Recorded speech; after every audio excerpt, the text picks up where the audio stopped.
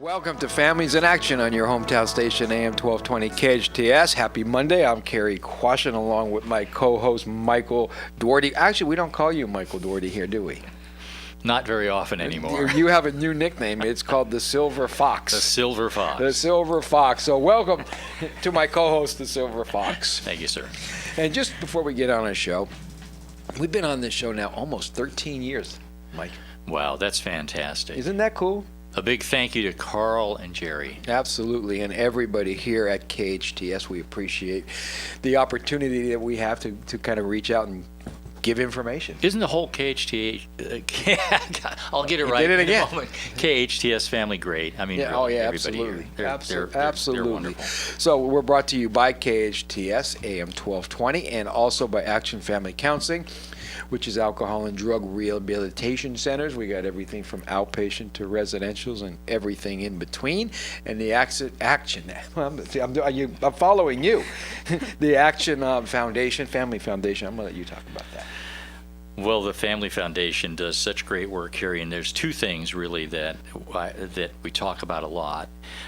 One we can just mention is the experience, and that's still yet to come. Yet to come. But that's going to be phenomenal. And then the free parent support group every Tuesday from 7 to 9 p.m. at Canyon High School, even in the summertime, folks, and the Action Academy. Both, and the Action Academy, in case you don't know, is a free public sober school for local junior and senior high school students, and it's expanding next year. It is. We're gonna add more kids because we had up to 12, and we had a waiting list it was just really getting pretty sad. So we're gonna go up to 18 now, which is pretty exciting. It is cool. That's a wonderful resource. We're going to talk more about that in the show today, but let's look at it this way. Let's say I'm going to do an intervention on an adult. Pick on you for a second, Mike. You're going to rehab. Your whole family's here.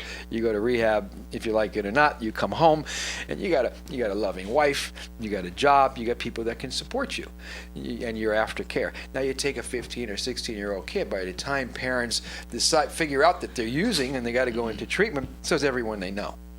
So you put them in treatment, they come out, and everywhere, everyone is doing the same thing. So the foundation created the school, along with the Hart School District, and of course the experience and all other stuff that we have to help fight that peer pressure, because kids have peer pressure probably times 100 that adults have. I'm just going to bring you guys in just for a second, and that's Olivia and Sydney. Hey, ladies. Hi. And they're going to tell the story, but in a minute, but isn't it pretty hard when you walk out of a place? I mean, you guys have been sober for a while, and everyone you know is using. Peer pressure is pretty hard, isn't it? Yeah, definitely. So we're gonna talk, and Olivia and Sydney are gonna tell you their story. That we're just teasing you right now with them because we have other things to talk about first. We do, and Cary, I'm gonna ask Sydney and Olivia a question. According to the Center for Disease Control, do you know what happens every single 19 minutes in this country? I do. I bet you they could guess. During our show, Yeah, I was gonna say it was- 3 people are going to die of a drug overdose. Yeah. Every 19 minutes in this country, someone dies from a drug overdose. Yeah, period. And that's the conservative number. It is. I'm sure it's higher. Now that's just from a drug overdose. Period. An accidental drug overdose. That's not including the on-purpose drug overdoses, the suicides, the hit and runs, the car crashes, the murders, the rapes. I can go on for days. The abuse that alcohol and drugs causes. But by the time this show ends, 3 or 4 people will be dead accidentally from an overdose. A sad statistic that we need to talk about every week. It's terrible. Because people need to understand just what we're dealing with here. Cary, from the Action File, the Rand Corporation did a 7-year study, and it tracked a group of school-age youth for 7 years, as I said, and they found that the use of both marijuana and alcohol in middle and high schools increased the likelihood of poor academic performance and mental health problems at the high school level. We see that every day. Yeah. It took them 7 years to figure that out. Yeah, well, We could have told them that 30 years ago. it had to be official. Some people are just slower than others, huh? The researchers found that marijuana was associated with greater problems in more areas of functioning than alcohol. Agree. And Oh, see, yeah. there we go. Oh, yeah. No, long term, I mean, we know that alcohol can destroy your liver. Marijuana can give you cancer. I mean, I can go on. We can compare if we want. I'm not going to sit here and debate anything with anyone because everyone's, oh, it's medical. No. 95% of people that walk into a medical marijuana clinic to get a prescription and get their pot are drug addicts. Period. 5% of people that walk in there probably have cancer or something that they really need because they're dying. But marijuana, the THC, the drug in marijuana, does not cure anything. In fact, it causes serious, especially to youngsters, emotional problems. Think it this through. Adults, I don't want anyone smoking dope because I see what it does. When adults, their brains developed. Adolescents, their brains not developed to when? 25? Yeah. Women a somewhere little there, yeah. younger, but we won't Yeah. tell anybody that. I guess we're just a little slower than they are. We are slower, definitely. We're not going to tell anybody. That's a secret. Right? But the reality is, and the part of the brain that's not developed is the part that makes decisions and remembers stuff. And when you're smoking a lot of pot, the first thing it does, it stores in your fatty cells. And your fatty cells are everywhere.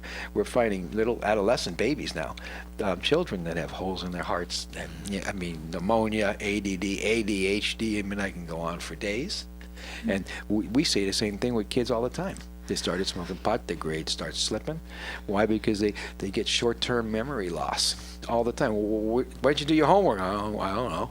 Why did you turn in your homework? I forgot.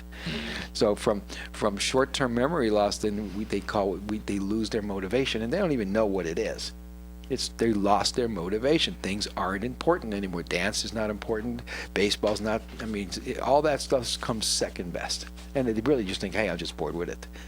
But it's amazing to watch kids then get sober because they start getting their motivation back, and my goodness, their grades are getting better. And then they go, whoa, and their self-esteem comes along with it. So it's pretty cool to watch. Yeah. Well, and again, this really just backs up what you've been saying for a long time. A 7-year study, which is kind of cool. Why did it take them so long? Because they were being thorough. Okay. Okay.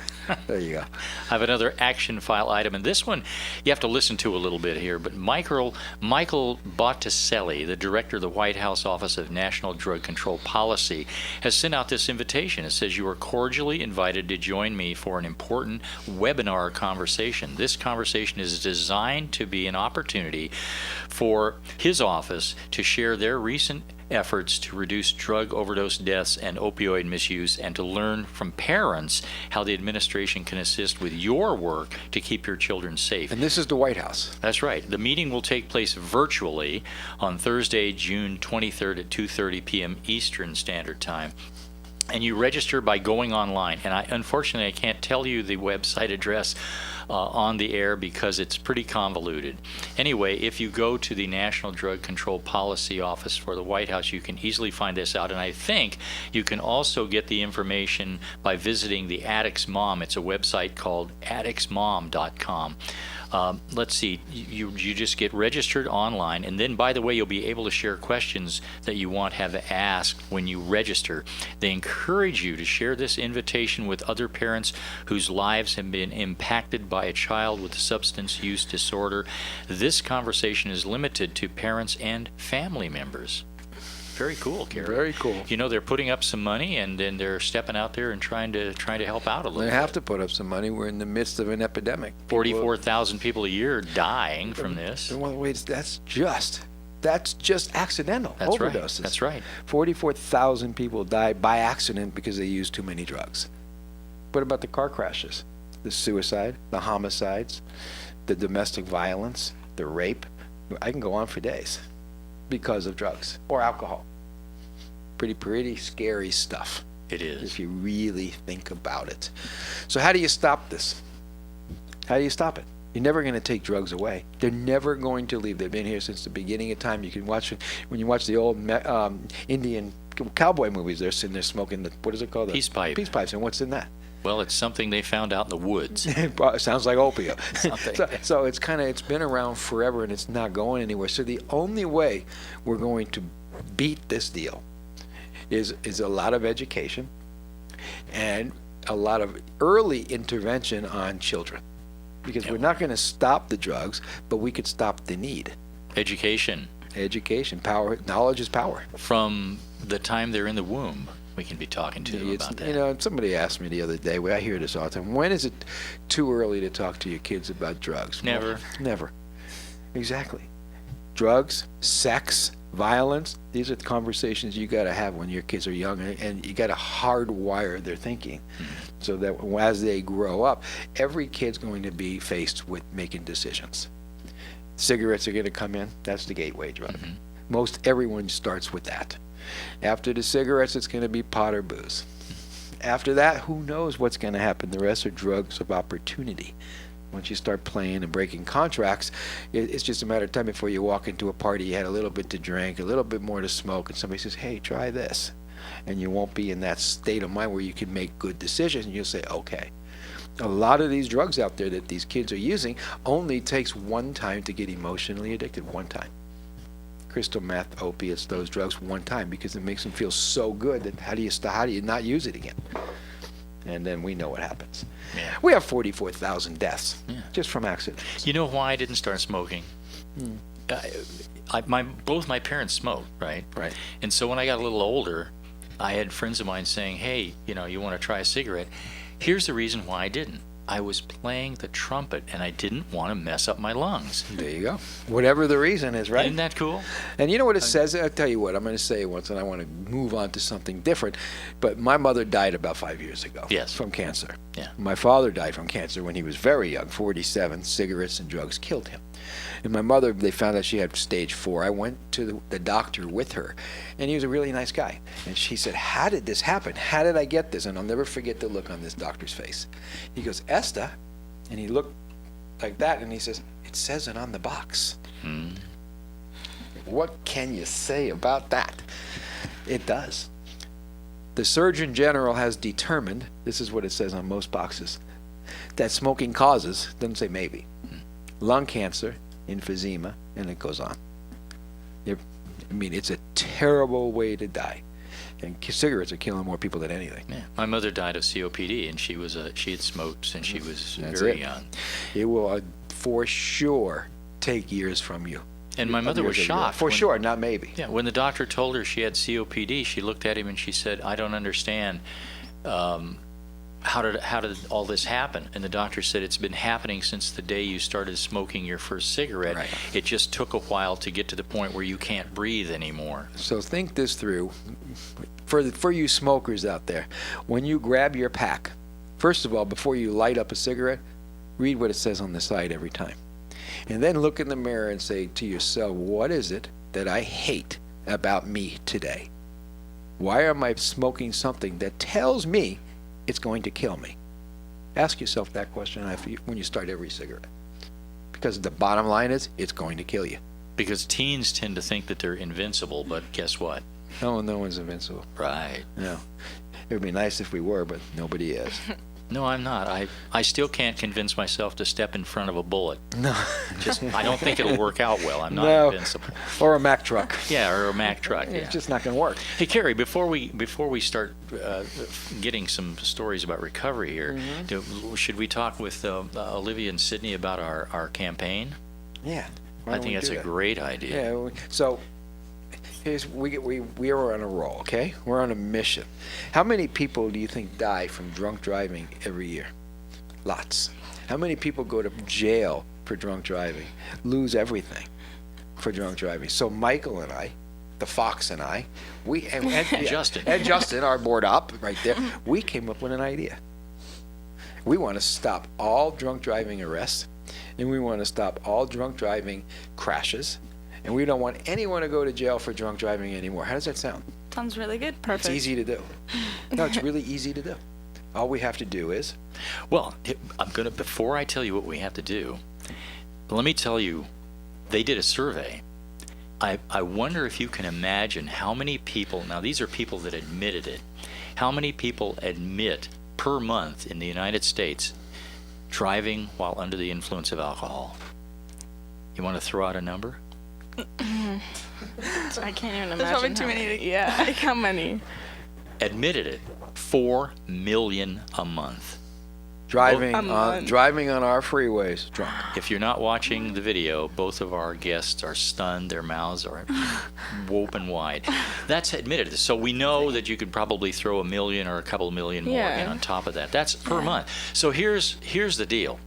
And this is not brand new. This has been around for some years. In fact, Los Angeles is a participant in this program already. Anyone that's convicted of drunk driving has to have what's known as an ignition interlock device placed on their car, which is basically a breathalyzer. So what happens is when you get in the car, you have to blow in the breathalyzer. The breathalyzer says you're under the influence. You cannot start the car. It will physically impossible to start the car. So you're thinking, but I get my sober friend down the street, John, he'll come here and blow in it for me, then I can drive. That'll work once, because what happens is the next time you stop the car and turn off the ignition, it randomly tells you that you need to go through the process again. It only takes like 3 seconds. You just puff into it. So we want it in every car, right out of factory. Think about That'd that. be really smart. If you went and bought a new car, everybody's happy, right? You get in the car, you start it, you blow in this thing, and you drive. If you drank, you get in the car, you blow in it, you still to drive. If you drank too much, it won't start. And think of all the lives it's saving. Isn't that cool? Wow. And we read That's an really action smart. file here last week about a man that had been sent to prison 4 times Right. for drunk driving convictions. 4 times. And he got in a terrible accident because he was drunk. He got up before the police were able to get there and ran off, stumbled his way to a store of some kind, and went in and begged the store owners not to turn him into the police. The police showed up. They found him in the store. He's been sent to prison for life. Wow. For life. And well, he should be. Wow. I mean, Well, he should be. so anyway, that's it. That's what we're on a mission to do that, and I think it's a grand mission. And I was rereading And the mission really isn't to put one of those in every car. I mean, that's going to get us to our mission. Our mission is to stop drunk driving deaths. Save lives. Yeah, Yeah. and save lives. Exactly. Wouldn't you? I mean, think about it. You guys drive, right? Yeah. Your car. Yeah. And if you had to get in your car and go, would you mind? No, not at all. Because maybe it's saving someone's life. Yeah. I mean, you don't mind putting the key in the ignition Yeah. right, to Yeah, get exactly. it started. Seems so why easy would enough. why would you object to spending 3 seconds to blow in a breathalyzer? Yeah. And the cool thing is, if you are over the limit, Mm-hmm. that what it does is there are some alarms that goes off, and then it also records the incident, so it's recorded as well. Wow. And that's the reason they're doing that is they have people that have been arrested for driving under the influence here in L.A. And now and- they have that in there, and so now they can check and see what's going on. Yeah. And Uber will love us, and so will Yellow Cab. Oh yeah. For sure. Because these people will not be able to drive. I can't. Mm-hmm. Go to a bar, get drunk, get in your cars, try to turn it on, forget it. It's not starting. Yeah. I know, it's perfect. Isn't that perfect? So we have a couple minutes. Introduce yourselves just a little bit, because when we come back, we're going to go straight to you guys. And I'm put this on Facebook, and my phone's blowing up because a lot of people are interested. I said that we have 2 teenagers that are going to talk about their experience. So your name and why you're here, and then we'll close and come back after break. It's going to be all your show. All right. Well, my name's Olivia Edmondson. I was in the ranch for a full month, and I was there because I was drinking and smoking weed. I've now been out for a couple weeks, and I'm 60, or almost, I think I'm 70 days clean, actually. Very cool. How old are you? I'm 16. Gotcha. Sydney? I'm Sydney Overton, and I spent at least 28 days in the ranch, and I've been out for a little over a month, I'd say, and I am over 50 days. Very over cool. 50 days clean. Very cool. So when we come back from break, we're going to go right to you guys, and you're going to tell us your story. Remember that the first time you were walking down the street, remember? And you looked up into the sky, and a bong fell into your hands. It said, Right. "Smoke me." Yeah. Isn't that what happened? Exactly how it lighter So- was lit. So hang Everything in there, was right and there. you're going to find out exactly how it started and some of the challenges that they have had to face and some of the challenges that they're going to face. This is Families in Action on your hometown station, AM 1220 KHTS. We'll be right back.